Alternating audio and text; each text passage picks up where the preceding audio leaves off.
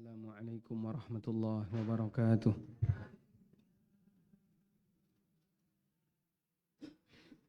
Alhamdulillahi rabbil alamin. Wassalatu wassalamu ala ashrafil mursalin. Nabiyyina wa maulana Muhammadin wa ala alihi wa sahbihi ajma'in. Wa ashhadu an la ilaha illallah wahdahu la syarikalah. Wa ashhadu anna Muhammadan abduhu wa rasuluh. Sallallahu alaihi wa ala alihi wa sahbihi wa man tabi'al huda ila yaumiddin. Alhamdulillah, puji syukur kita haturkan kehadirat Allah Subhanahu wa taala. Pagi ini kita akan mengawali kajian dengan format yang baru yang diselenggarakan oleh Majelis Taklim An-Nahl dan yang biasanya ada di Gerdu atau di apa? Pendopo, Joglo. Sekarang kita pindah ke masjid agar jamaah bisa lebih banyak. Ini yang tetangga asli masjid ada enggak? Yang warga sini ada ya? Walhamdulillah. Sudah dapat izin belum ini, Bu? Oh, dipersilahkan. Alhamdulillah. Baik. Mudah-mudahan nanti menambah keberkahan dari masjid ini dan semoga Allah Subhanahu wa taala memberikan pahala yang berlimpah bagi yang sudah wakaf. Nah, kita mau bahas kalau pengantarnya itu judulnya buku umur yang kedua, tapi katanya belum disepakati sehingga untuk sementara nanti pengantar terlebih dahulu. Bapak Ibu yang dimuliakan Allah Subhanahu wa taala, menyadari kita ini adalah umat Muhammad sallallahu alaihi wasallam yang dinyatakan oleh Nabi sallallahu alaihi wasallam umurnya itu antara 60-an sampai 70-an. Beliau bersabda, "A'maru ummati ma baina sittin ila sab'in." Umur umatku itu antara 60-an sampai 70-an. Wa aqallu man yatajawazu dzalika. Dan sedikit sekali yang bisa melebihi dari umur itu. Coba tengeriki yang paling senior Yuswa pinten? Usia 75. 75, ada lagi? 71. 73. Nyun sewu, Ibu 71 enggak pengen nyender? Masih kuat ya? Enggak nyender enggak apa-apa. Kajian ini 5 jam, sanggup enggak? Masya Allah. Ada lagi yang 70-an? Pinten? 70 pas. Enggak boleh ditawar. Masya Allah. Oh belum. Masya Allah. Dengan usia yang diberikan oleh Allah Subhanahu wa taala kepada kita, sekian puluh tahun. Kira-kira amalnya sudah banyak atau masih sedikit? Masih? Taunya dari mana? Kurang? Belum sampai 100 tahun. Gitu. Nyun sewu yang usianya 73. Kalau ibu dikasih umur 200 tahun mau enggak? Hah? Mau? Saestu? Enggak mau? Mau no? Purun no boten? Capek? Capek pripun? Napa kerja bakti terus?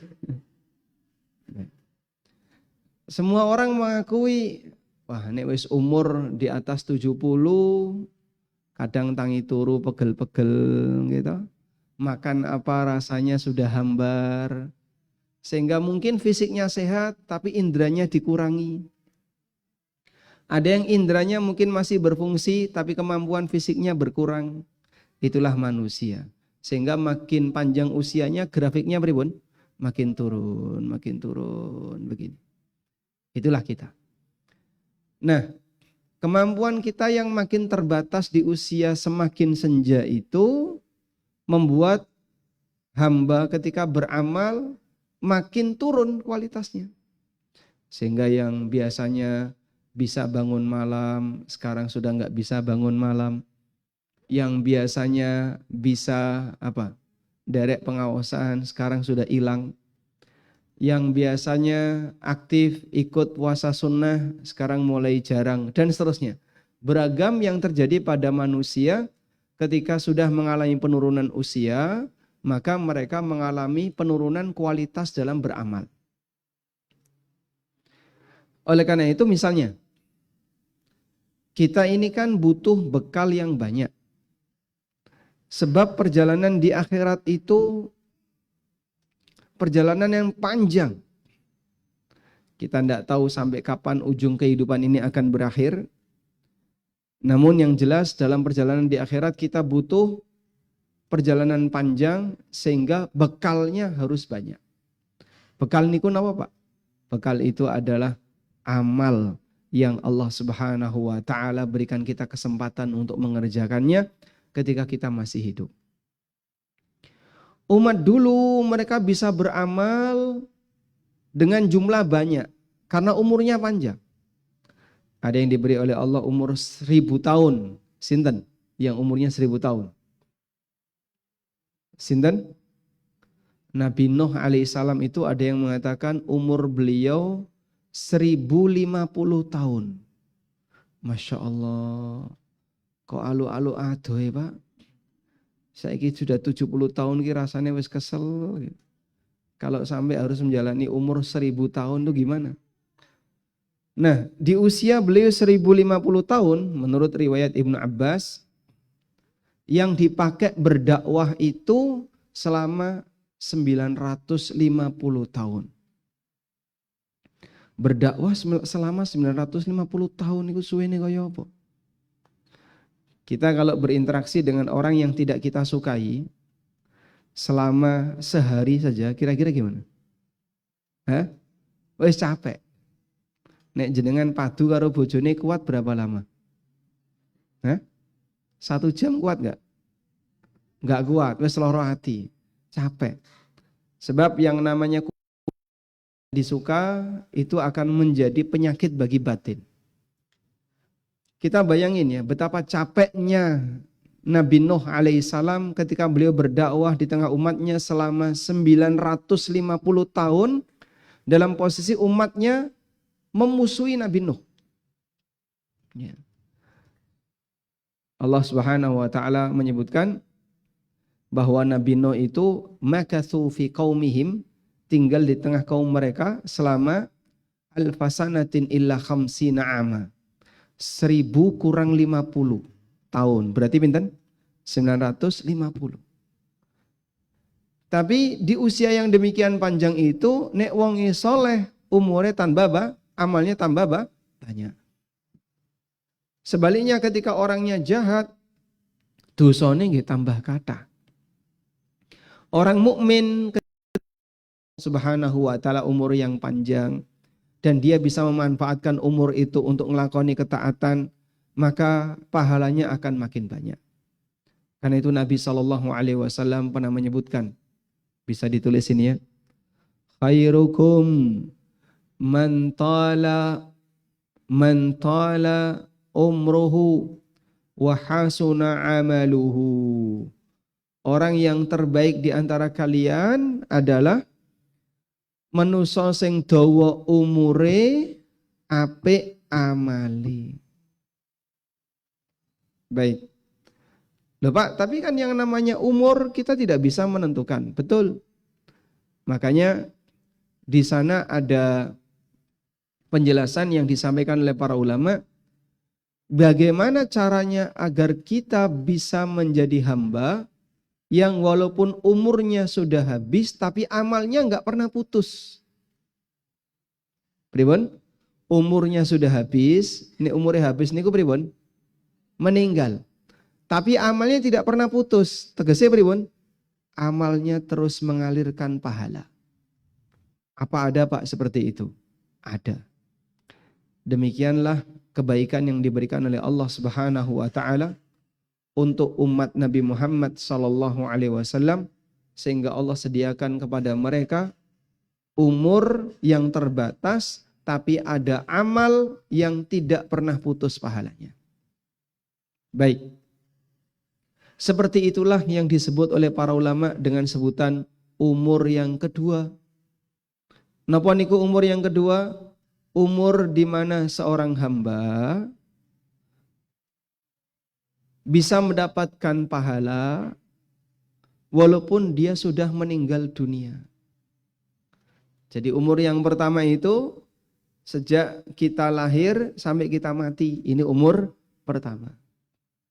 Sepanjang kita lahir sampai kita mati, ada banyak sekali lika-liku kehidupan yang kita jalani ketika di dunia ini. Setelah kita mati, bagi orang mukmin yang punya simpanan tetap mengalir pahalanya. Sehingga walaupun dia berada di alam baka, walaupun dia sudah berada di alam barzah, tapi pahalanya tidak berhenti karena dia punya umur yang kedua. Jadi pengertian umur yang kedua tadi apa? Umur di mana kita bisa tetap mendapatkan aliran pahala walaupun sudah meninggal dunia. Ibaratnya wis pensiun tapi seentuk gaji. Dia sudah leren dalam beramal karena orangnya sudah mati tapi gajinya tidak putus. Orang kalau diberi pensiunan itu seneng nggak? Seneng. Perjuangannya berapa lama untuk bisa mendapatkan pensiunan itu? Ya? Selama berapa tahun? 60 tahun. Berarti nyambut gawe ket lahir. Perjuangannya berapa lama orang bisa mendapatkan pensiunan? Sekarang pensiun yang paling pendek usia berapa? 50? 58. 58 pensiun ya. Itu yang pensiunan di mana? ASN. Nggih. Nek ustadz itu pensiunnya kapan? Ra entuk pensiun. Pokoknya yang penting kue urip, kue kudu kajian. Baik. Jadi orang berjuang dari mulai dia keterima sebagai aparat mungkin di usia 24 tahun ya. Sampai 58 tahun. Berarti kurang lebih dia menjadi abdi negara selama 34 tahun atau 32 tahun. Terus baru setelah itu dia dapat pensiunan. Itu pun potongan gaji dibandingkan dengan gaji terakhir dipotong berapa persen? Hah? Ada yang mantan ASN enggak di sini? Potongannya berapa? Hanya tinggal 50%. Diperjuangkan selama 30 sekian tahun. Nah kita terus pahalanya pengen mengalir terus. Itu butuh perjuangan berapa lama Pak? Tidak ada batas waktu. Tapi orang kalau mau serius, dia bisa mendapatkan amalan-amalan yang pahalanya terus mengalir apabila dia tahu ilmunya. Karena tidak semua amalan itu pahalanya mengalir. Kita ulangi ya. Bagi mereka yang mau belajar dengan serius, di sana ada ilmu tentang amalan-amalan yang pahalanya terus mengalir.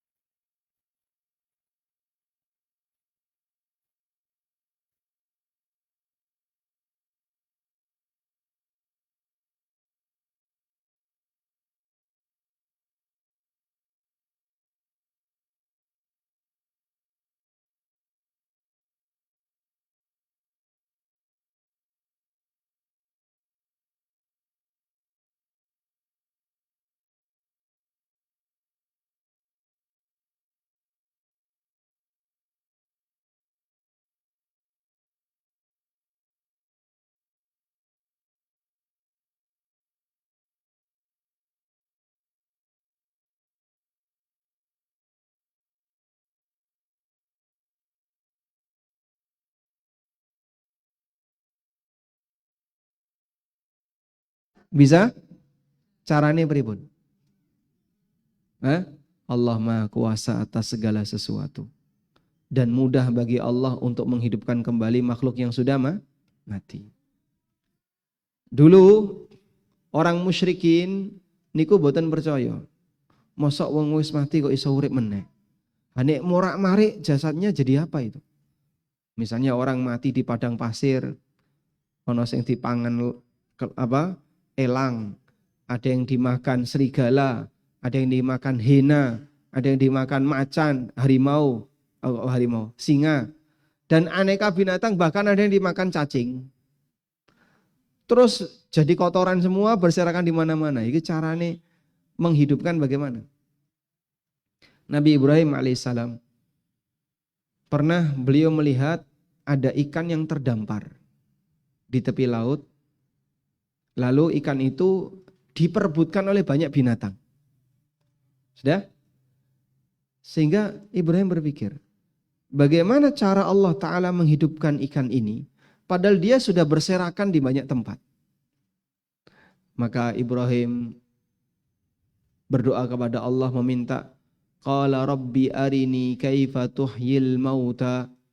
Wahai Rabbku, tunjukkan kepadaku bagaimana caranya engkau menghidupkan makhluk yang mati. Bagaimana cara Allah menghidupkan makhluk yang mati? Ibrahim bertanya kepada Allah. Maka Allah bertanya, Qala awalam tu'min. Wahai Ibrahim, apa awakmu durung beriman? Apa kamu belum beriman kalau aku bisa menghidupkan makhluk yang mati? Qala bala walakin liyatma'inna qalbi. Ibrahim mengatakan, aku beriman, tapi agar semakin membuat hatiku yakin. Karena Ibrahim pengen melihat langsung. Ibrahim pengen melihat langsung. Nah, begini, jenengan beriman enggak kalau Allah bisa menghidupkan makhluk mati? Beriman. Dari mana? Apa sudah pernah lihat langsung?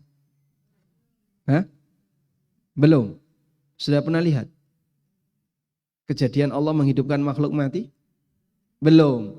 Terus dari mana kok Anda yakin? Dari Al-Quran. Sing pripun unine niku. Bunyinya bagaimana ayatnya kok katanya dari Al-Quran? Hah? Lah ayat tadi itu Pak Ustadz yang sudah dibaca. Inna nahnu nuhyil mauta wa naktubu ma qaddamu. Kami yang menghidupkan makhluk yang sudah mati. Maka Allah punya kemampuan untuk menghidupkan kembali makhluk yang mati. Sudah?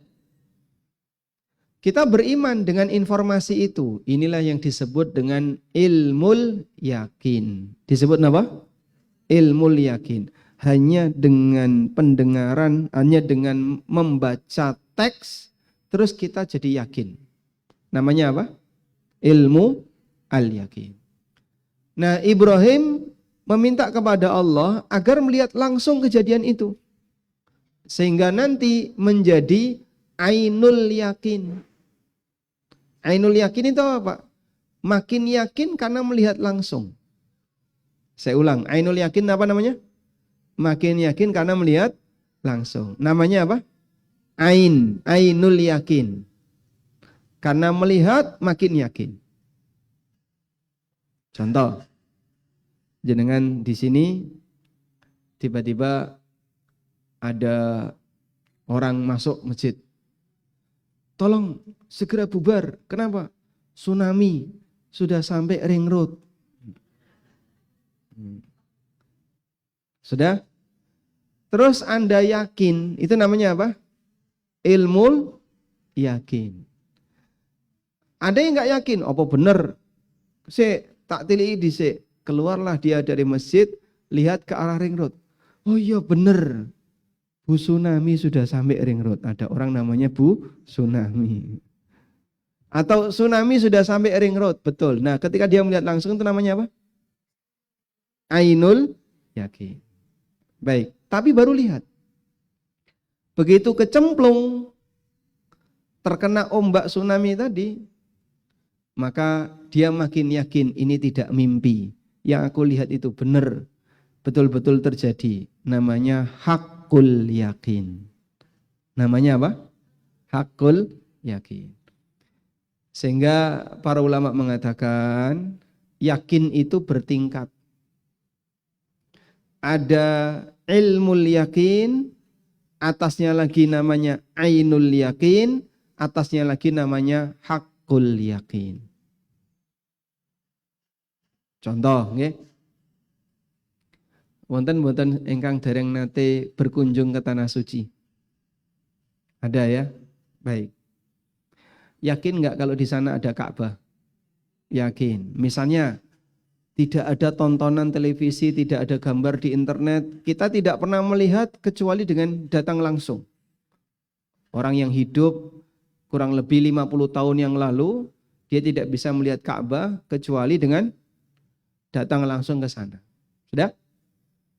Nah, tapi Anda yakin, oh jarene sing wis tau rono ada Ka'bah. Sing bentuke kaya ngene, jarene informasi dari yang sudah pernah datang ke sana. Dan jenengan yakin, itu namanya apa? Namanya ilmu yakin. Baik. Terus panjenengan kagungan biaya bisa berangkat ke sana. Begitu sampai di sana, di atas pesawat lihat Ka'bah. Oh iya, itu bener. Iki to sing jenenge Ka'bah. Nah, ketika melihat itu namanya ainul yakin. Sudah? Kemudian landing, terus datang ke kota Mekah, tawaf, bisa nyentuh Ka'bah. Oh, iki asli. Nah, namanya hakul yakin. Paham ya? Baik. Sehingga Ibrahim tadi ketika minta kepada Allah Ta'ala, qala rabbi arini kaifa tuhyil mauta. Ya Allah, tunjukkan kepadaku bagaimana caranya engkau bisa menghidupkan makhluk yang mati. Qala awalam tu'min. Allah bertanya, apa awakmu durung beriman? Apa kamu belum beriman kok sampai minta ditunjukkan seperti itu? Qala, kata Ibrahim, bala walakin liyatma'inna qalbi. Aku sudah beriman, tapi agar hatiku makin yakin. Berarti Ibrahim minta apa itu? Minta ainul yakin. Sehingga dari ilmu yakin Ibrahim minta biar makin yakin, minta ainul yakin. Qala fakhudh arba'atan minat tayri. Kemudian Allah perintahkan kepada Ibrahim, kamu ambil 4 ekor burung dengan jenis yang berbeda. Ada banyak versi ahli tafsir yang menjelaskan manuk sing disembelih Ibrahim niku apa jenenge? Wes pokoknya 4 burung lah. Ada burung A, B, C, D, ada 4 jenis burung yang berbeda. Semuanya disembelih. Terus kepalanya dipotong. Ya, disimpan oleh Ibrahim. Ini daging, bulu dan seterusnya dicaca-caca, dicampur. Dicampur jadi satu, setelah dicaca terus ditaruh di puncak-puncak bukit.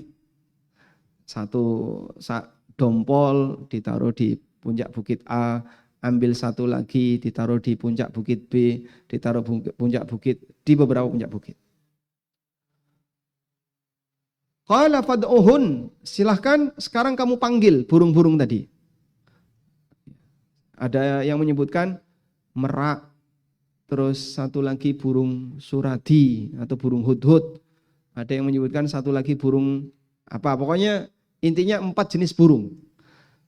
Sudah, panggil, wahai merak. Nah, maka tiba-tiba daging, darah, bulu yang tadi sudah dicaca-caca terbang. Terus menyatu sesuai dengan asalnya.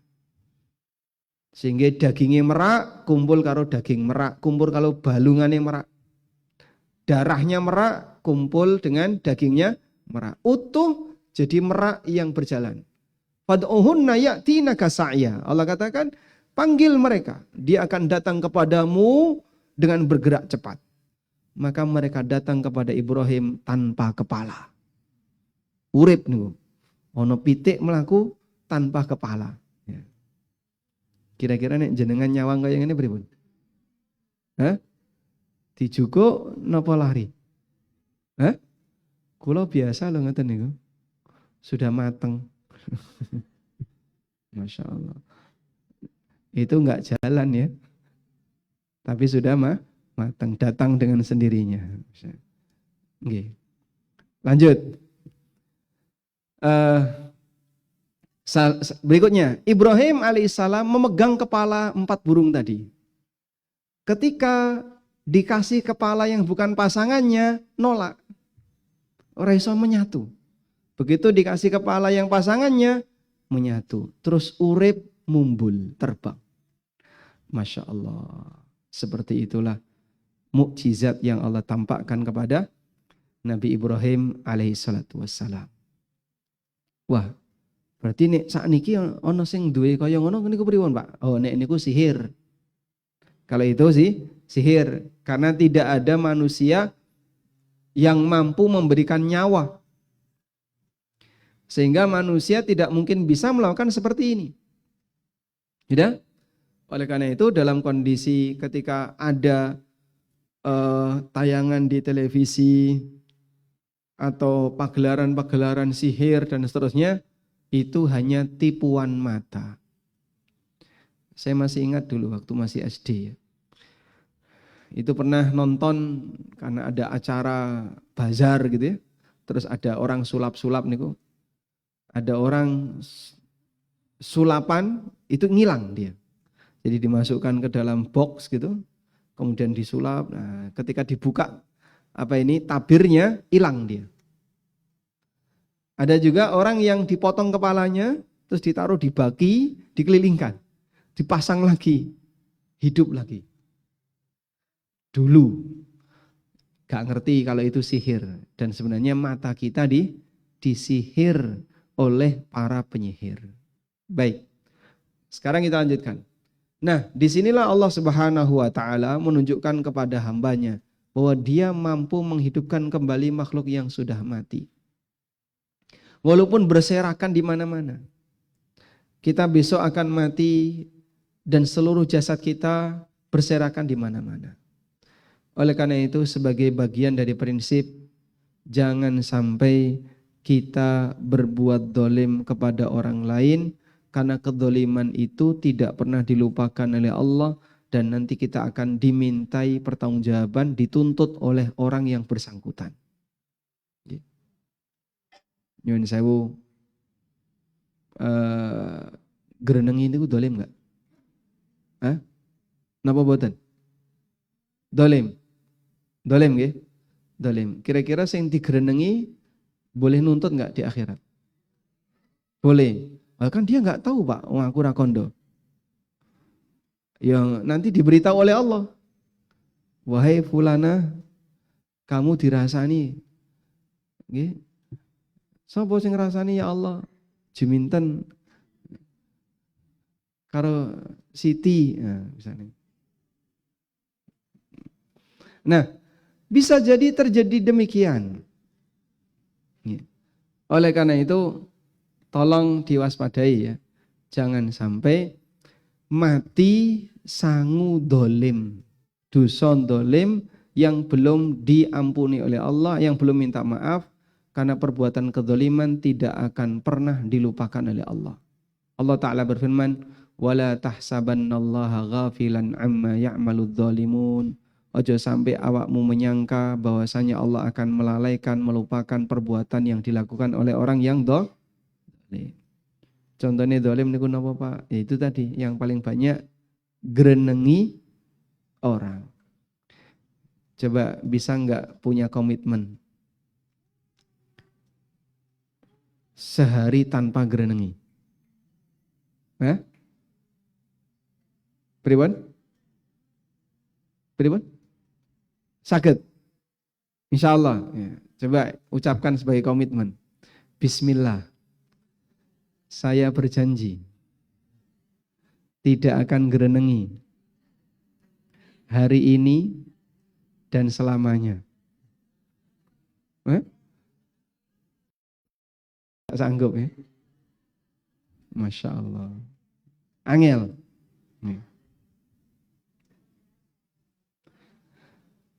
Termasuk bagian dari kezaliman adalah mengambil apa yang bukan haknya. Contohnya apa, Pak?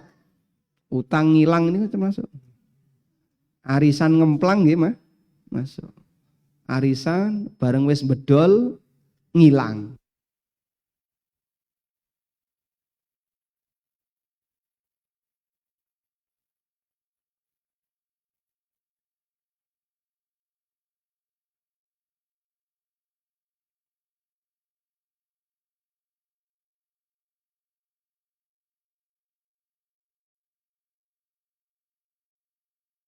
Ada anak perempuan tapi dapat jatah warisan ngelebut anak lanang.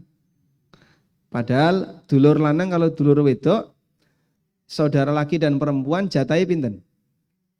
Hah? 2:1. Wonten mboten? Saudara wedok njaluk podo. Pokoknya aku kudu sakmene, podo wong kabeh iki ya anak. Lah itu contoh ya. Masih banyak aneka kezaliman yang dilakukan oleh sebagian orang disebabkan karena dia nggak sadar aturan. Baik. Nah, Allah Subhanahu wa taala menegaskan di ayat yang tadi, "Inna nahnu nuhyil mauta." Sesungguhnya kami hidupkan makhluk yang sudah mati. Wa naktubu ma qaddamu, dan kami catat apa yang telah mereka kerjakan. Kami catat apa yang mereka kerjakan. Yang dicatat apa? Hah? Amalan.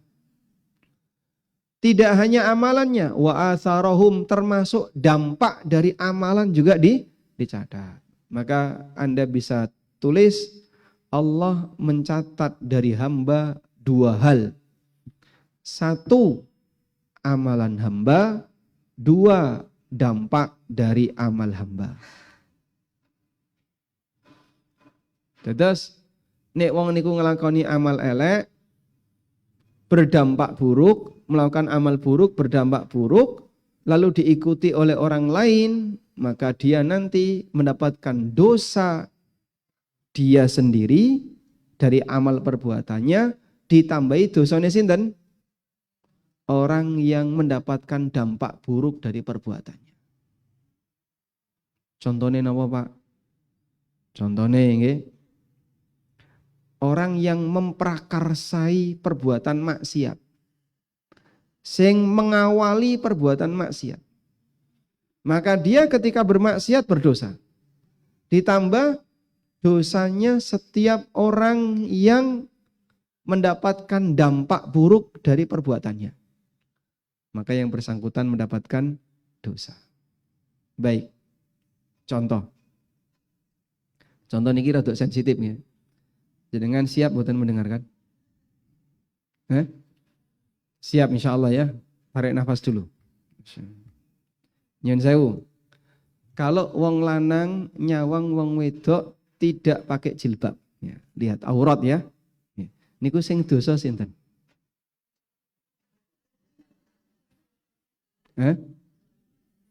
Dua-duanya yang benar. Wong lanang nyawang wong wedok, laki-laki melihat perempuan tidak pakai jilbab, buka aurat, niku sing dosa sinten? Dua-duanya.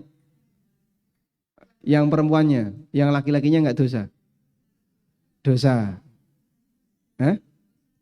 Yang laki-lakinya dosa. Baik. Kira-kira dosane gede pundi?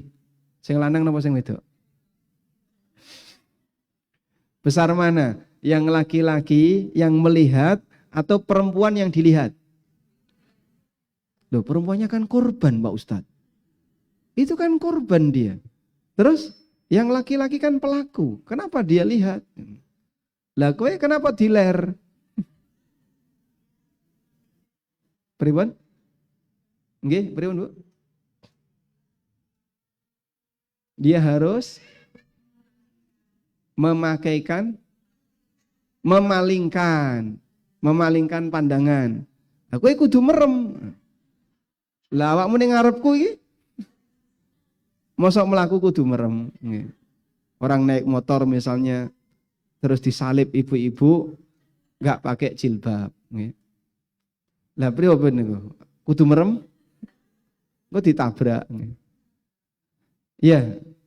Jadi mungkin orang bilang itu kan dosa karena dia melihat dan dia pelaku. Terus kalau yang dilihat, ya ora dosa wong dia tidak berbuat apa-apa kok. Dari mana? Bukankah dia pemicu? Bukankah dia pemicu? Jadi sebab terjadinya zina mata karena apa?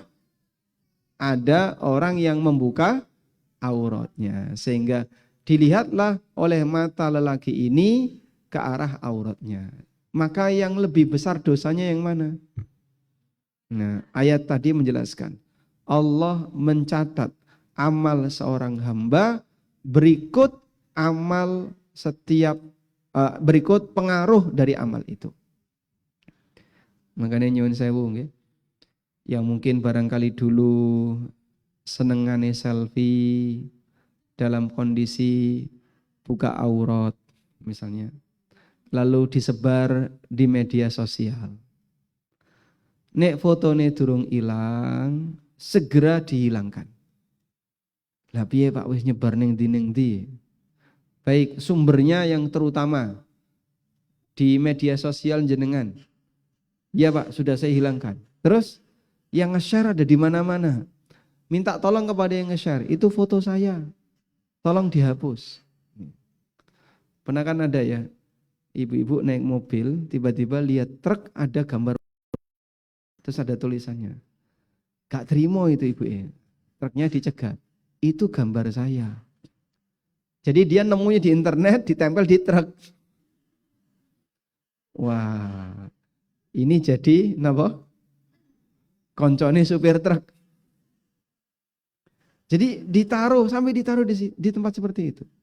Ini kan contoh. Jadi kadang ada orang yang gampang selfie, kemudian dia pamerin entah badannya, wajahnya atau apa, akhirnya diambil oleh lelaki yang tidak bertanggung jawab. Nah, ketika sudah jatuh ke tangan pendekar yang berbahaya, maka itu akan dimanfaatkan untuk hal yang bermaksiat. Sing dosa sinten? Nah, sing dosa sinten? Semuanya. Karena itu Allah Subhanahu wa taala kasih peringatan, inna nahnu nuhyil mauta wa naktubu ma qaddamu wa atharahum. Kami menghidupkan makhluk yang sudah mati dan kami catat apa yang mereka kerjakan, wa atharahum, berikut dampak dari apa yang mereka kerjakan. Maka yang dicatat oleh Allah sebagai amal tidak hanya amalnya, tapi juga dampak dari amal. Oke, sekarang kan banyak sekali ya desain pakaian yang serba kurang kain. Oke. Dulu itu ndak ada kok pakaian bolong geger itu ra ono. Atau sobek di bagian sini, ngeten nggih? Iku kok lengannya sobek iki kenapa ya? Jadi bagian lengan disobek. Dan aneka disobek. Terus diikuti yang lain, iki melu sampai jadi viral sehingga jadi tren berpakaian seperti itu, perempuan. Saat sudah jadi tren berpakaian seperti itu, yang terjadi bagaimana dia melakukan kesalahan dan dia nanti mendapatkan dosa dari setiap orang yang mengikutinya. Makanya bahaya ketika Bapak Ibu memberikan pengaruh yang buruk bagi anak. Ketika Anda memberikan pengaruh yang buruk bagi anak, maka yang mendapatkan dosa orang tuanya plus dia juga dapat dosa ketika anaknya mengikutinya. Wallahu a'lam. Sebaliknya bagi mereka yang berusaha untuk berbuat baik kepada orang lain atau melakukan amal baik, lalu dari situ dia mendapatkan pahala, maka kalau ada orang yang mengikutinya, turut dapat apa? Pahala. Semakin banyak yang ngikutin, semakin banyak pahala yang dia dapatkan. Karena itu, nyun sewu, punya medsos enggak di sini? Ada, dipakai apa? Jualan. Dipakai. Nah, kalau medsosnya nganggur, lalu Anda bisa nulis 1-2 kalimat nasihat untuk disebarkan ke masyarakat agar mereka bisa memahami seperti apa kebenaran yang ada, maka insya Allah nanti yang bersangkutan turut dapat pahalanya. Sehingga semakin banyak orang yang mengikuti, maka makin banyak nilai pahalanya. Kalau jenengan kumpul di grup-grup WA ya, grup WA kampung, kadang nyuwun sewu kan wonten tiang kan nge-share sing gak karuan. Misalnya nge-share lagu dangdut, nge-share wong joget-joget, nge-share ini dan. Nah, ketika nge-share seperti itu, kita mungkin nggak bisa menghapus. Aku duduk admin ya Pak, nggak bisa menghapus. Ya kalau begitu minimal jenengan perbanyak nge-share video yang baik. Ini ada kajian Ustadz A, ada kajian Ustadz B, ada kajian Ustadz C. Nah terus Pak, engko dikomentari gak karuan pedes-pedes ya ngomentari. Bareng nge-share kajian dikomentari. Itulah resiko ketika Anda menyampaikan kebenaran. Nah, kalau ada komentar seperti itu cukup clear chat. Rasa diwoco. Terus, nggih. Kalau ada komentar yang pedes, cara yang terbaik pripun? Clear chat, rasa diwoco. Kenapa enggak boleh dibaca? Karena sakit hati. Atine loro tapi ra iso ngopo-ngopo, tambah loro. Baik, mungkin itu sebagai pengantar. Ada 15 menit. Barangkali kita buka sesi diskusi untuk menentukan kebijakan. Jadinya bagaimana ini? Mau buku apa dan di mana tempatnya? Oh, di sini. Baik, silakan. Oke. Jadi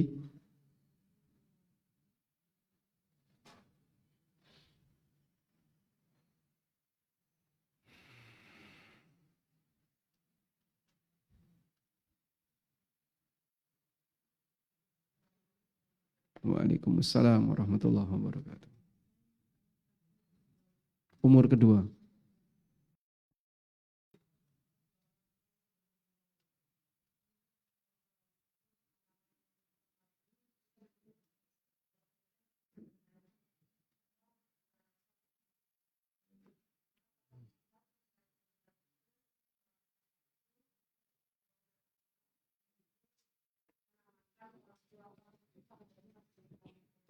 Beramal atas nama orang tua.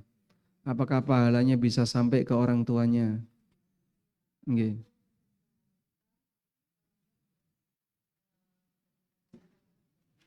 Orang tua apakah jurut dapat pahala karena baik. Baik. Tentang menghadiahkan pahala untuk orang yang sudah mati. Jenengan bisa catat seperti ini. Ngirim pahala untuk orang yang sudah mati, bisa atau tidak? Bisa. Dengan syaratnya siji, cuman satu saja. Agamanya sama. Alias sama-sama orang beriman. Saya ulangi ya. Kita bisa mengirim pahala untuk orang yang sudah mati dengan syarat agamanya sama. Alias sama-sama orang beriman. Sehingga orang beriman bisa ngirim pahala kepada orang beriman yang lain. Kalau enggak beriman Pak, nggih nyuwun pangapunten, bapak saya itu matinya non muslim ya Pak. Nggih boten saged, putus. Sudah tidak bisa ngirim pahala, tidak bisa mendoakan, tidak bisa ngapa-ngapain. Karena putus sejak orang yang tidak beriman ini mati. Karena itu punya keluarga yang semuanya muslim itu anugerah. Alhamdulillah orang tua saya muslim, bahkan simbah-simbah saya nggih muslim.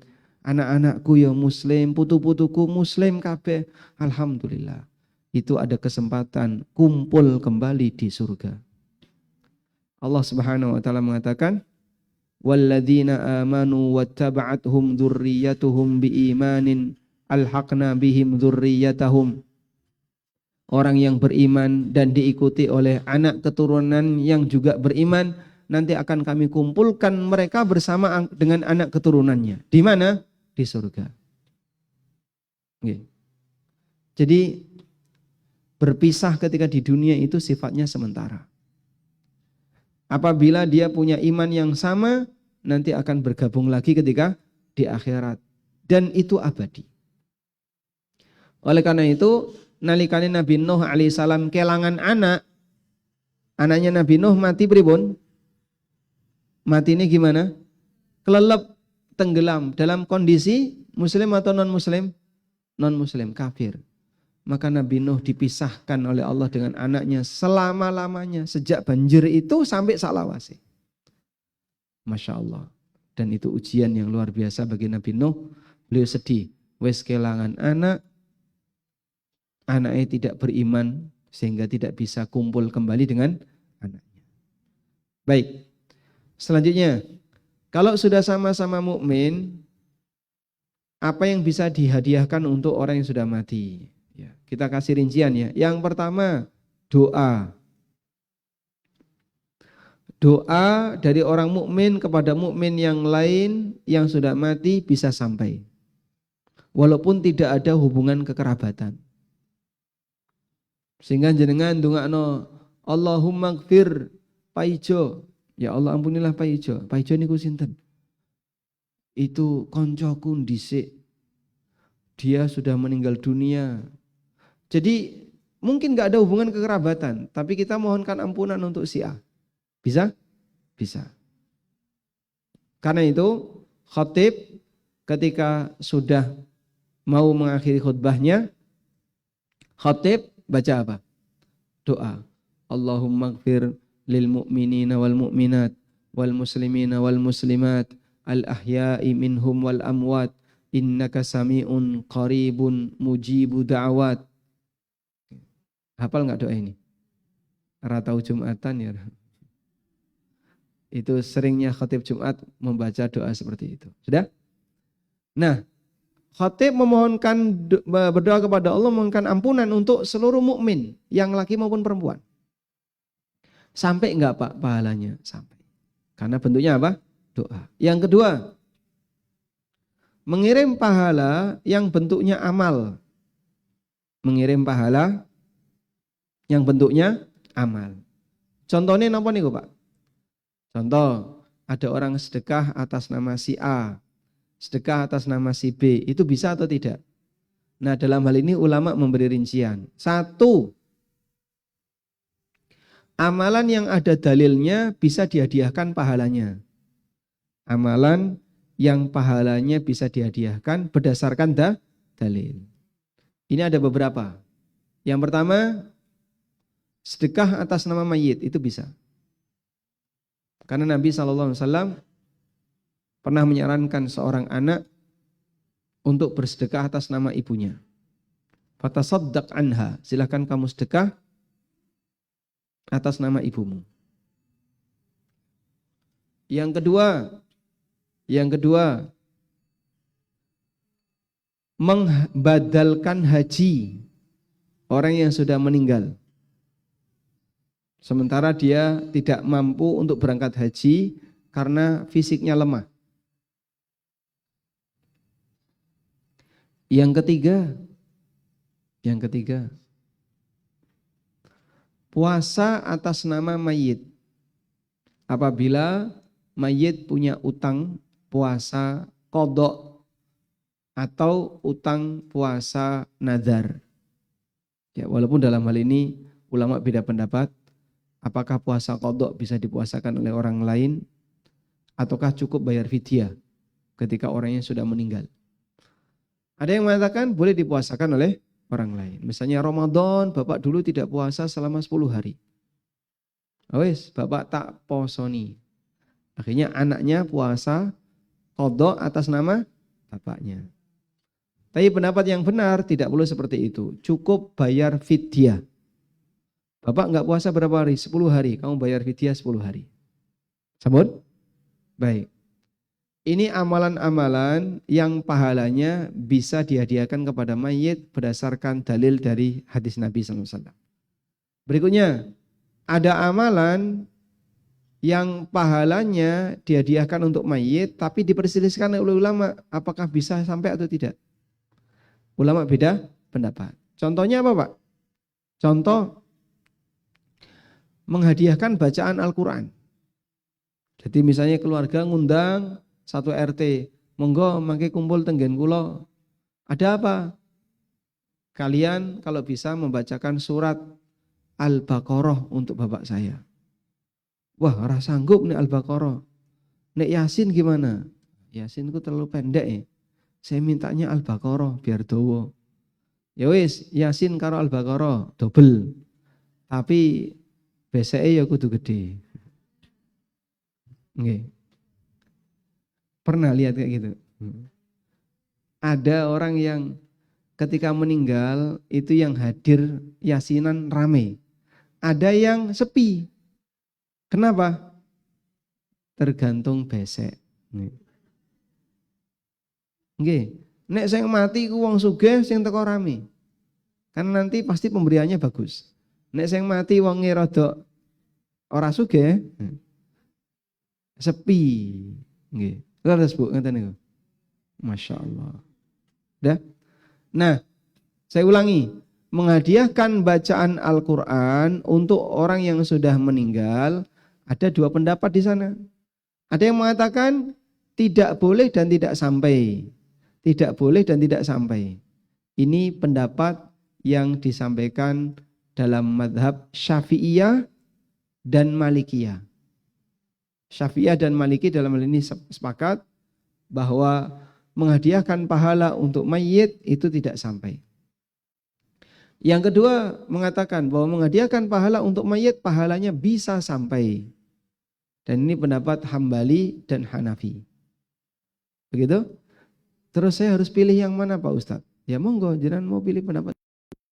Saya pilih yang Malikiyah, berarti tidak sampai. Saya pilih Syafi'iyah, berarti sampai. Wallahu a'lam. Gitu. Baik, selanjutnya.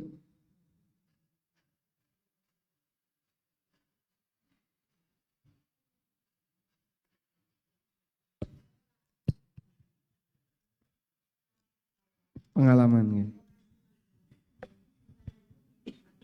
Nggih.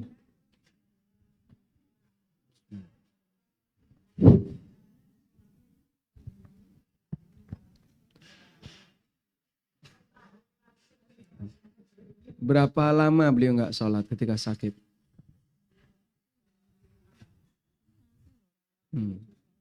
Lama. Begini ya.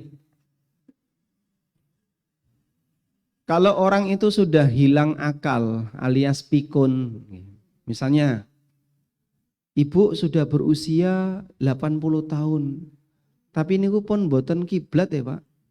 Maksudnya pripun? Wis ra eling apa-apa kadang. Arep nendi mbok? Jumatan. Oh dina Selasa kok Jumatan to, Mbok? Dan itu perempuan karena dulu mungkin dia sering Jumatan. Sini ki Selasa. Jumat kok iki kok malah Selasa. Wis mangan 2 piring, pun dereng. Durung ya aku urung dikei mangan padahal sudah makan 2 piring. Itu kenapa? Penyakit demensia, pikun tuh. Maka yang seperti ini sudah tidak lagi wajib salah. Yang kedua, akalnya masih ada tapi gerakan fisiknya terbatas. Pak Ustadz, ini kok mau ngeloro-loronen, hanya bisa tidur di atas ranjang. Lah terus niku sholatnya pripun? Ya sagete. Bisa enggak dia diajak sholat? Nggih niku wangel karena sakit. Jadi ketika diajak sholat baru dapat 2 rakaat wis turu. Tapi akalnya berfungsi. Cuman karena fisiknya yang lemah jadi gampang merem. Dia enggak apa-apa. Yang penting pokoknya dia sholat sebisanya. Nah nanti disarankan yang bersangkutan jadi makmum sehingga ada yang jadi imam, yang sakit ini jadi makmum.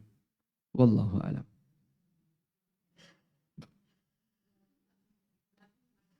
Enggak, sholat itu ibadah pribadi masing-masing. Sehingga tidak ada disolati, tidak ada.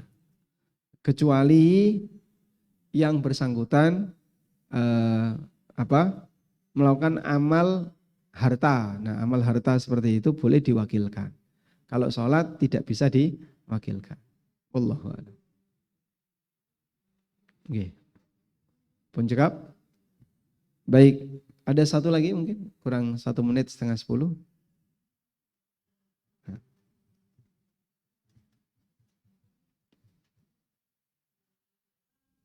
Baik, silakan.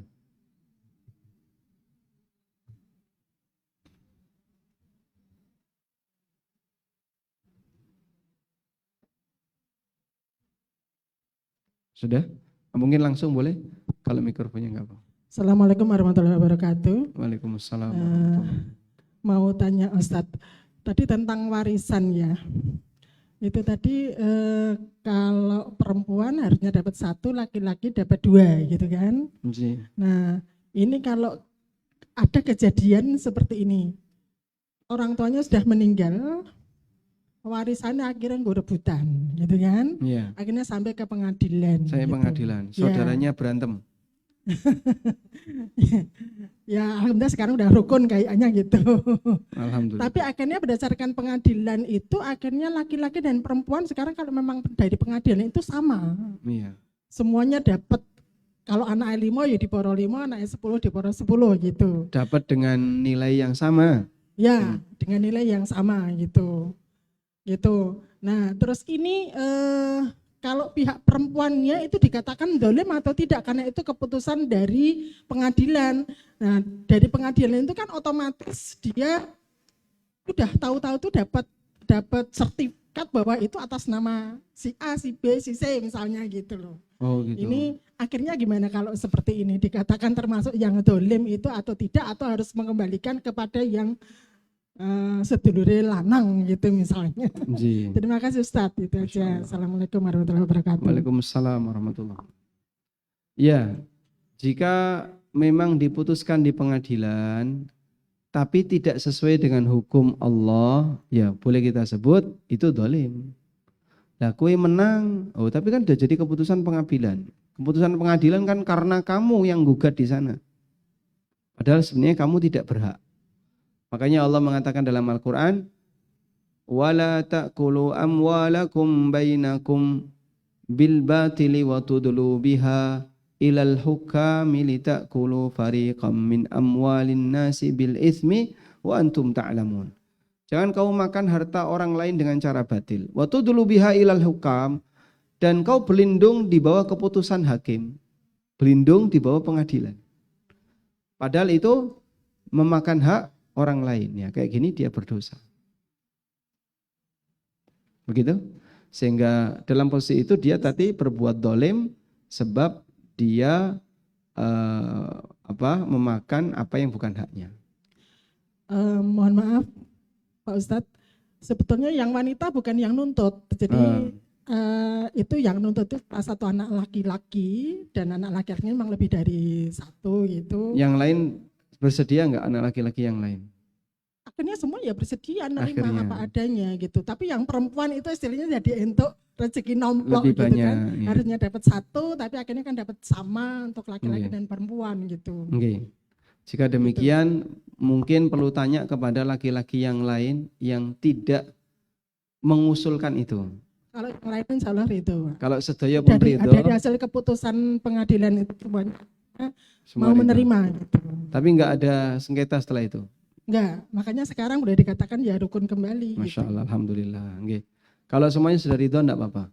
Tapi kalau masih ada salah satu yang enggak ridho, baik jenengan karena enggak ridho, tak jatah jenengan sekian, ini tak kembalikan. Dibayari pakai duit.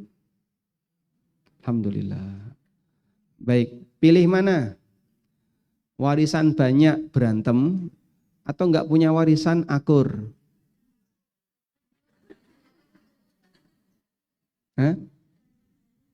Gak ada pilihan itu. Warisan banyak tapi berantem, padu, atau warisan tapi akur. Akur, walaupun gak dapat warisan. Ada nggak yang selama hidupnya nggak dikasih warisan orang tua? Nggak punya warisan orang tua. Dan bukan disebut sebagai anak yang baik atau orang tua yang baik ketika anak harus dapat warisan dari orang tua. Kalaupun nggak dapat warisan nggak apa-apa. Baik, mencekap. Demikian yang bisa kita bahas. Semoga bermanfaat. Untuk berikutnya, insya Allah pertemuan selanjutnya akan ada bukunya insya Allah. Saya tadi lupa untuk membawa. Wassalamualaikum warahmatullahi wabarakatuh. Wa akhiru da'wana anil hamdulillahi rabbil alamin. Wassalamualaikum warahmatullahi wabarakatuh.